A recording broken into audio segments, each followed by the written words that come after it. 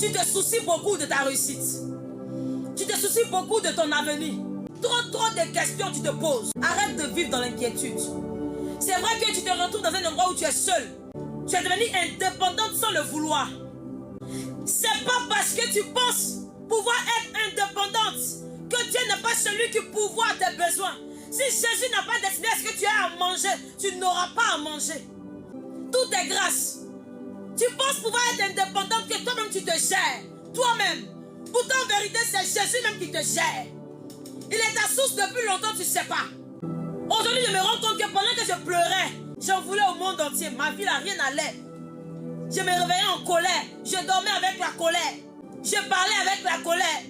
La plupart des personnes que vous voyez qui manifestent plein la colère, c'est à l'intérieur. Il y a des sentiments en fait que plein n'arrive pas à exprimer. C'est ce qui amène des personnes à se mettre en colère parfois. C'est ce qui amène à des personnes à être nerveux. J'étais comme ça. Il y avait tellement la colère, j'avais tellement de choses dans ma tête que je n'arrivais pas à exprimer. Je voulais exprimer cela par de mauvais sentiments de colère. Par la haine. J'en voulais à tout le monde. Comme quelqu'un. Depuis le ventre de ta mère, le Seigneur Jésus te connaissait. C'est à cause de ça que tu te retrouves dans des endroits, parfois même les gens manifestent la haine envers toi, tu ne sais pas pourquoi. On t'aime pas, tu ne sais pas pourquoi. Tu veux faire le bien, ça se change en mal.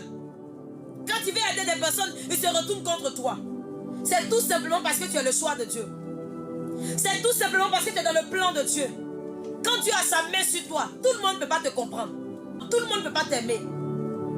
Mais c'est parce que tu es dans le plan de Dieu que Dieu a sa main sur toi.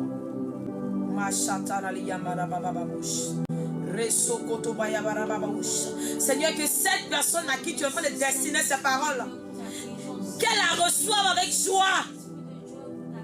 Qu'il reçoive cette parole avec joie. Je ne sais pas de qui tu parles, mais Jésus, tu n'as jamais parlé dans le vide.